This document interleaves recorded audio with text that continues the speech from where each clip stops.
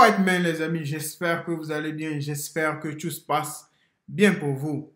On rend gloire au Dieu Tout-Puissant là-haut. Sans lui, on n'est pas là. Aujourd'hui, on va réagir à l'affaire Cyril Hanouna. Depuis hier, Cyril Hanouna. Cyril Hanouna. À un moment donné, je me suis dit, qu'est-ce qu'il a foutu encore? Ah les amis, aujourd'hui on va voir ce qu'il a vraiment foutu. J'espère juste que cette vidéo, je pourrais la poster. Mais n'oubliez pas de vous abonner. Cyril, donc, qui est avec nous dans Touche pas à mon poste hier soir, il a dénoncé le boycott qui a circulé sur les réseaux sociaux ces derniers jours. Je vous propose d'écouter, Cyril, ce que vous avez dit hier soir. Quand la semaine dernière, il y a eu un boycott TPMP, vous croyez que c'est pas un acte antisémite, ça? Bah, bien sûr. Vous croyez quoi? Moi, je vous le dis, moi. Oui. Je vous le dis, c'est un acte antisémite. J'entends. J'ai même vu des gens qui cherchaient des sociétés où j'avais des parts pour les boycotter. Je vais vous dire, là, il se passe tout ce qu'il faut pas faire. Non. Il y a même des artistes qui n'osent même plus venir sur le plateau parce qu'ils se disent, on va me demander mon avis sur le problème au Proche-Orient, etc. Donc là, on est en train de tout mélanger. Bon, pourquoi vous avez pris la parole, Cyril, hier soir? Sur ce sujet, bien sûr.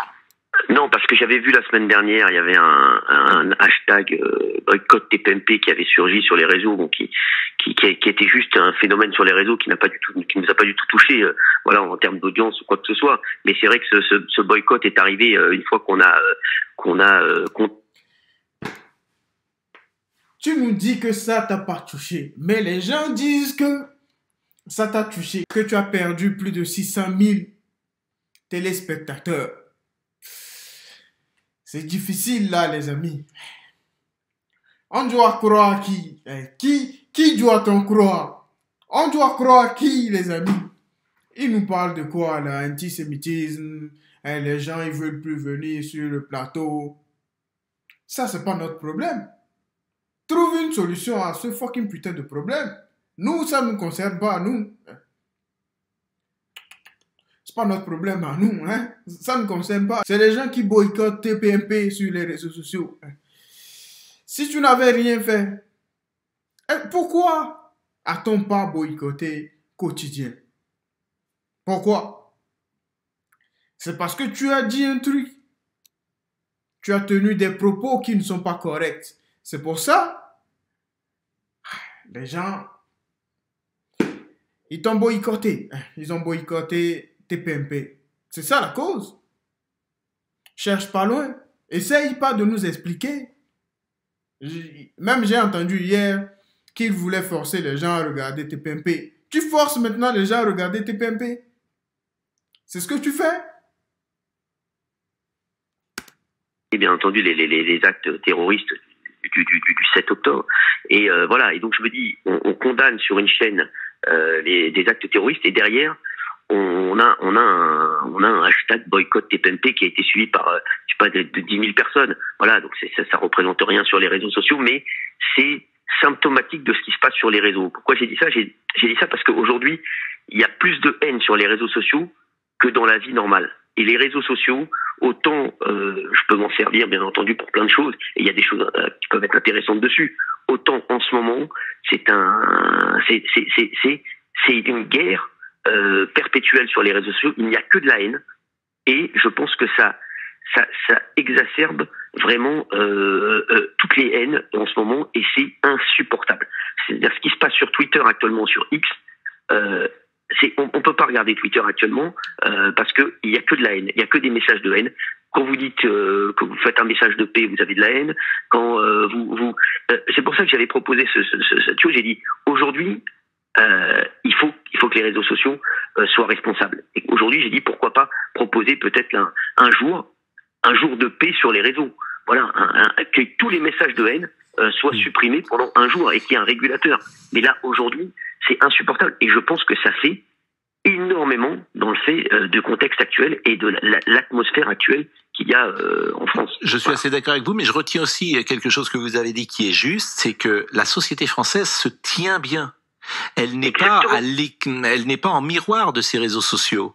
Et c'est ça qui me frappe aussi. Moi, j'ai beaucoup d'amis juifs qui me disent aujourd'hui jamais la communauté n'a senti autant de solidarité, paradoxalement, avec l'ensemble et le reste de la population, parce que elle est en première ligne, cette communauté juive, et elle est, comment dire, épaulée par le reste de la population, ce qui n'a pas toujours été le cas dans l'histoire de France, disons-le. Exactement, et on ressent ça. Et moi j'ai énormément d'amis musulmans. Et on n'a jamais été aussi liés, aussi soudés actuellement. Et les réseaux sociaux amènent un message qui n'est pas le message de la réalité, mais qui influence quand même certains, j'ai envie de dire certains abrutis à faire peut-être des actes qui vont, qui ont été influencés par ce qu'ils ont vu sur les réseaux, par ce qu'ils ont lu sur les réseaux, par des vidéos qu'ils ont vues sur les réseaux sociaux.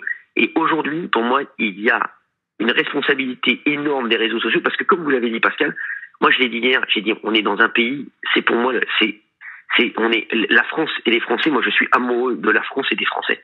Voilà. Et aujourd'hui, je vois comme vous avez dit, le comportement de la France et des Français. Je trouve que c'est exceptionnel ce qui se passe actuellement, parce que justement, il y a une vague de soutien. Je ne sens pas de haine dans les rues, je sens pas de haine dans la société, mais je sens de la haine, énormément de haine sur les réseaux sociaux. Alors en même temps, il y a une peur qui existe.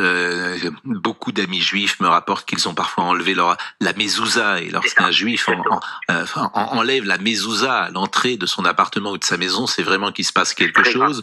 D'autres ont gommé leur nom sur les boîtes aux lettres. On sait qu'il y a des inscriptions à l'étoile de David qui a été inscrite sur les maisons. C'est un moment particulier que vous vivez, vous, personnellement, dans votre vie. Ce sont des images qu'on imaginait appartenir au passé et qui sont présentes aujourd'hui dans la société française. Quand on s'est réveillé avec ces images hier, vraiment, on croyait que c'était un cauchemar. Moi, quand j'en ai parlé dans l'émission hier, et c'est vrai qu'on dit que pour l'instant, on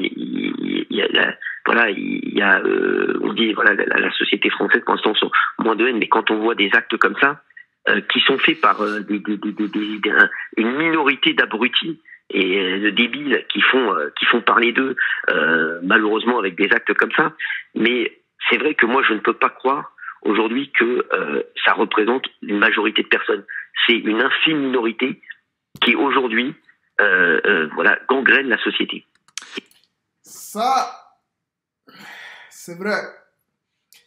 Parce que il y a certaines personnes sur les réseaux sociaux, ils racontent n'importe quoi. Je parle pas de ce que lui, il a fait. Je parle pas de ce que Cyril Hanouna, il a fait.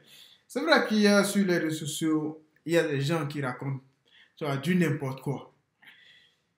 Il y a des gens qui sont haineux pour rien du tout. Ça, c'est vrai. Donc, forcément, sur une plateforme comme Twitter,